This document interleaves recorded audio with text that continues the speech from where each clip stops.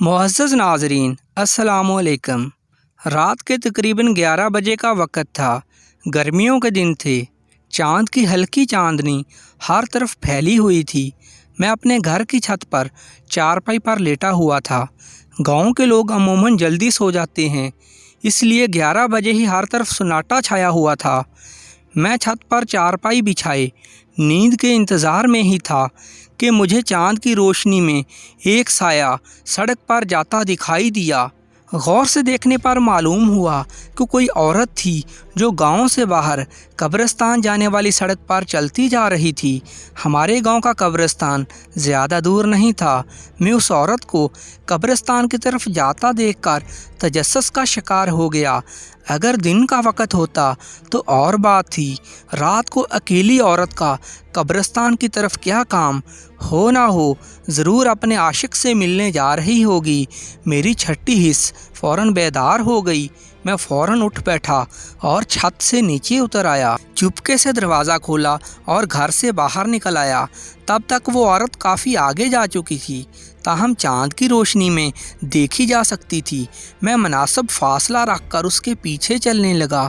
یقیناً کوئی شخص قبرستان کے پاس اس کا انتظار کر رہا ہوگا۔ دونوں کو رنگے ہاتھوں پکڑوں گا۔ میرا جوش بڑھتا جا رہا تھا۔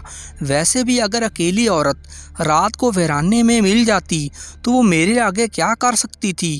وہ جو کوئی بھی تھی اپنی ہی دھن میں سر جھکائے چلتی جا رہی تھی۔ ہلکی ہلکی ہوا چل رہی تھی۔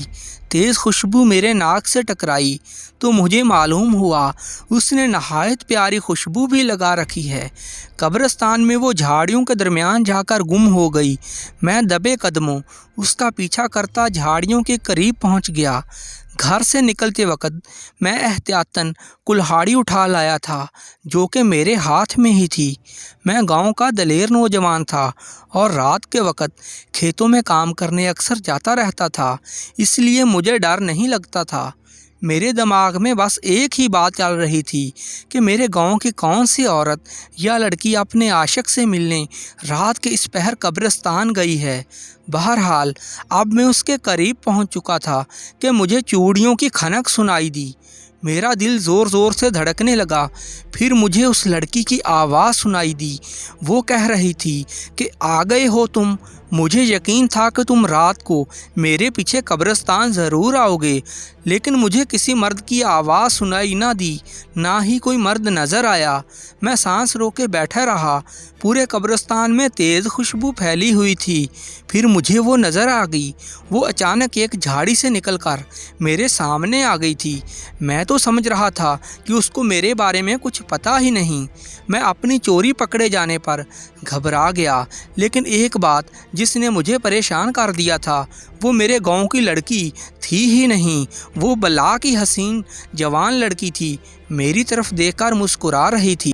کہنے لگی، اب آ ہی گئے ہو تو میرے پاس آ جاؤ، دور کیوں کھڑے ہو؟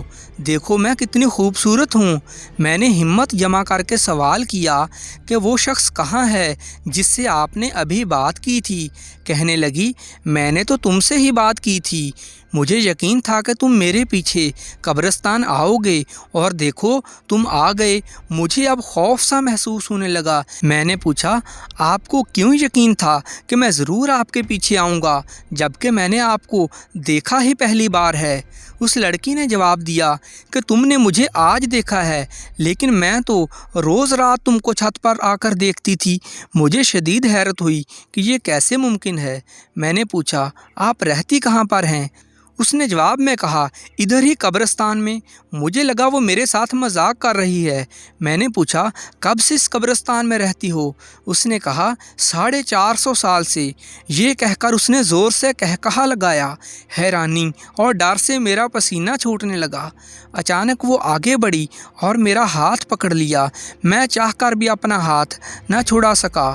وہ اتنی خوبصورت تھی کہ میری نظریں اس کے چہرے سے ہٹ ہی نہ رہی تھیں۔ دوسرا جو خوشبو اس نے لگا رکھی تھی اس نے میرا دماغ معوف کر دیا تھا۔ کہنے لگی، میں نے تم سے شادی کرنی ہے اور آج رات ہی کرنی ہے۔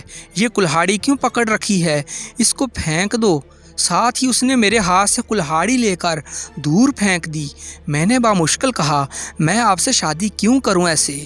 اس نے کہا، دیکھو مجھ میں کوئی کمی ہے کیا؟ میرے جیسی خوبصورت لڑکی تم کو کہیں نہ ملے گی۔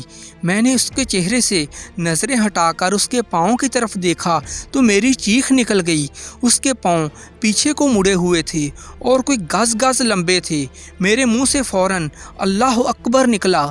اللہ کا نام سن کر وہ پیچھے کو ہٹی جیسے اس کو کرنٹ لگ گیا ہو۔ میں نے زور زور سے آیت الکرسی پڑھنا شروع کر دی۔ جیسے جیسے میں پڑھتا جاتا اس کا خوبصورت چہرہ بگڑتا جاتا۔ اب میرے سامنے انتہائی خوفناک بگڑے چہرے والی مخلوق کھڑی تھی۔ میں فوراً مڑا اور واپس بھاگنا شروع کر دیا۔ پیچھے سے مجھے اونچی آواز میں ہنسنے کی آوازیں آنے لگیں۔ کوئی زور زور سے کہکہے لگا رہا تھا۔ میں مسلسل قرآنی آیتوں کا ورد کرتا گھر کی طرف بھاگتا رہا اور گھر کے قریب آ کر میں گر گیا۔ جب مجھے ہوش آیا میں گھر میں چارپائی پر پڑا تھا اور سب مجھ سے پوچھ رہے تھے کہ کیا ہوا تمہارے ساتھ؟ تم آدھی رات کو گھر سے باہر کیوں نکلے تھے؟ میں نے کسی کو کچھ نہ بتایا اور نہ ہی اس دن کے بعد میں چھت پر اکیلا سویا۔ پتہ نہیں میری کون سی اچھائی کام آ گئی جو اس رات میں شیطانی مخلوق کے جال سے بچ نکلا تھا۔ ناظرین اکرام، اس واقعے سے سبق ملتا ہے کہ رات کے وقت اکیلے میں یا چھت کے اوپر سونے سے پرہیز کریں اور نہ ہی ویرانے کی طرف اور قبرستان کی طرف بلا وجہ سفر کریں۔ میری ویڈیو اچھی لگی تو چینل کو سبسکرائب کر دیجئے۔ شکریہ۔